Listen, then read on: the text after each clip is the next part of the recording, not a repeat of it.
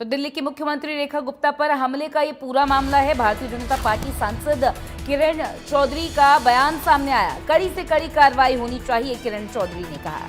तो जैसा कि आपको बता रहे हैं कि दिल्ली की सीएम रेखा गुप्ता पर हमले की कोशिश हुई जन सुनवाई के दौरान। ऐसे में बीजेपी सांसद किरण चौधरी का बयान आया है, कड़ी से कड़ी कार्रवाई होनी चाहिए। ये राजनीति में इस तरीके की अटैक की कोशिश, इस तरीके का हमला बेहद ही निंदनीय है। बीजेपी सांसद किरण चौधरी ने दिया बयान और कहा कि कड़ी से कड़ी कार्रवाई होनी चाहिए।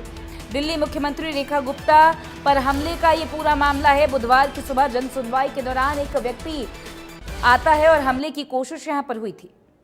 बीजेपी की सांसद किरण चौधरी हैं। किरण जी, दिल्ली की मुख्यमंत्री रेखा गुप्ता पर किसी शख्स ने जो है सो जन सुनवाई के दौरान हमला किया है, क्या कहेंगे?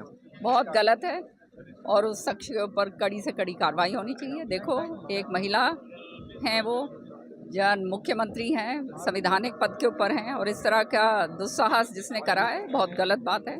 और सच्चाई ये है कि सारे के सारे जितने भी ये जनप्रतिनिधि होते हैं वो जनता की आवाज़ सुनने के लिए होते हैं। अगर इस तरह की कार्रवाई अगर कोई करेगा तो फिर विश्वास जो है कौन फिर जनता से मिलेगा।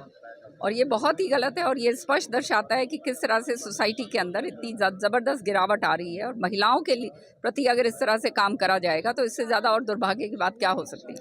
विपक्षी पार्टियां ये कि इससे पहले कांग्रेस सांसद की स्नैच चैनिंग हुई, उसके बाद जो है सब महिला मुख्यमंत्री पे हमला हुआ है। महिला सुरक्षित ही नहीं दिल्ली में।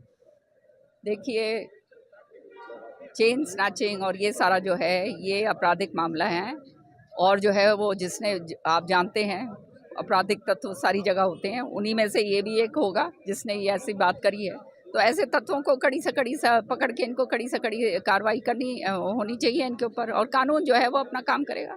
मैम, इसके अलावा जो संसद में आज 3 बड़े बिल लाने जा रहे हैं जिसमें प्रधानमंत्री, मुख्यमंत्री, केंद्रीय मंत्री भी अगर गिरफ्तार होते हैं 30 दिन के लिए उनको हटा दिया जाएगा क्योंकि गंभीर क्रिमिनल। लेकिन विपक्षी पार्टियां कह रहे हैं कि ये जो है सो फेडरल स्ट्रक्चर पर हमला है, ये डेमोक्रेसी पे हमला है और ये फांसीवाद है।